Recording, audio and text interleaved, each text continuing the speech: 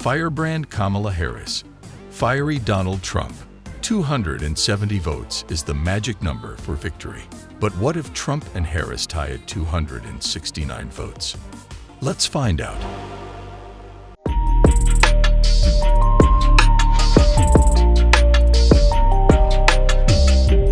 The U.S. election has taken a dramatic turn.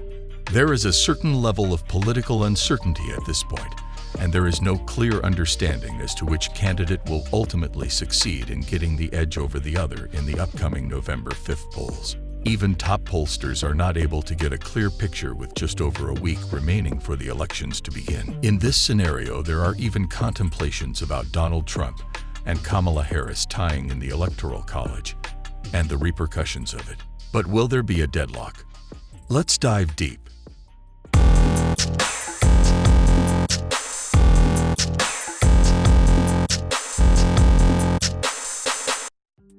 Kamala Harris and Donald Trump are locked in a dead heat for the popular vote, 48% to 48%, according to the final national poll by the New York Times and Siena College. Harris struggles for an edge over Trump. The result, coming less than 2 weeks before the election day, and as millions of Americans have already voted, does not look encouraging for Kamala Harris. Harris and Trump remain effectively tied even after 3 of the most tumultuous months in recent American political history. A high-profile debate, 2 assassination attempts on Trump, dozens of rallies across 7 battlefield states, and hundreds of millions spent on advertisements have seemingly done little to change the trajectory of the race.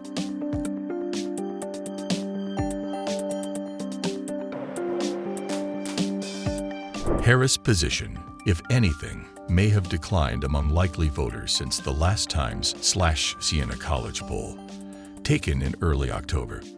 At the time, she had a slight lead over Trump, 49% to 46%.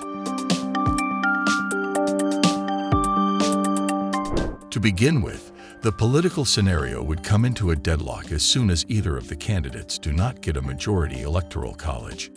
It must be noted that the Electoral College is primarily used for electing the President and Vice President of the United States, rather than the national general elections. Therefore, getting a mandate of at least 270 votes out of 538 in the Electoral College is necessary for either of the candidates to be voted to power at the White House.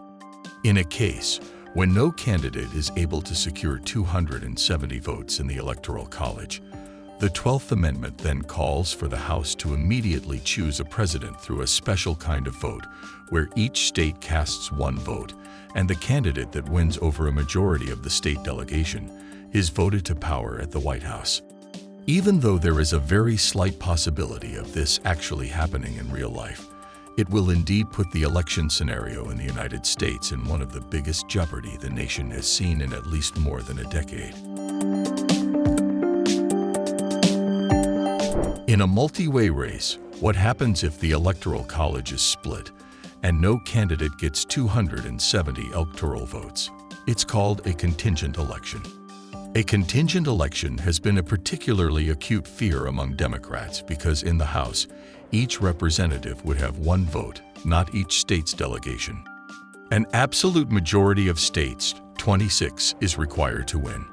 Republicans will likely control more state delegations than Democrats, even if Democrats have an overall majority of the House.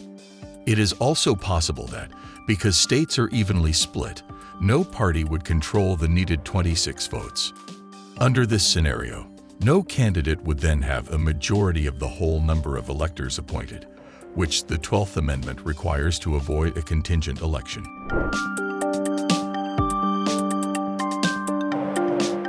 Now let's show you a new scenario. For the first time in nearly 40 years, a third-party candidate is pulling strong numbers to become a major disruptor of election in 2024. Robert F. Kennedy Jr. suspended his independent campaign in August 2024. But Kennedy didn't stop there. He insisted he is suspending but not ending his campaign, and he even fantasized about a scenario in which he could still become president. Kennedy signaled that he would seek to withdraw from the ballots only in the swing states, while remaining on the ballots in firmly blue and red states. Oh, I want everyone to know that I am not terminating my campaign. I am simply suspending it and not ending it. My name, my name will remain on the ballot in most states. The idea was that he could still amass votes without being the spoiler in the states that matter. Why would those votes be important? Because he argued he could still be elected if Trump and Kamala Harris split the Electoral College vote, and there was no outright winner. And if enough of you do vote for me, and neither of the major party candidates win 270 votes, which is quite possible. In fact, today our polling shows them tying at 269 to 269. And I could conceivably still end up in the White House in a contingent election.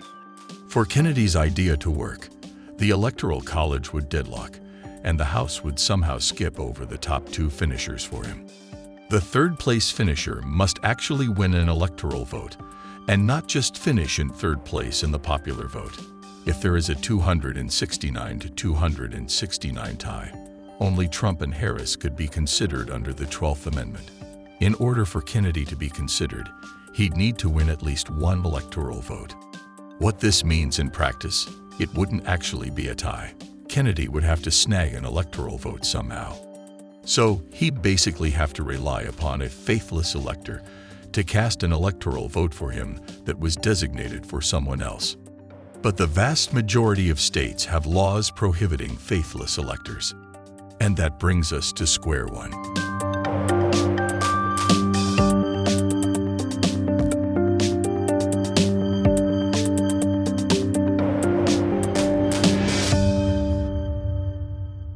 If you like this video, then like, share and subscribe to Mirror Now.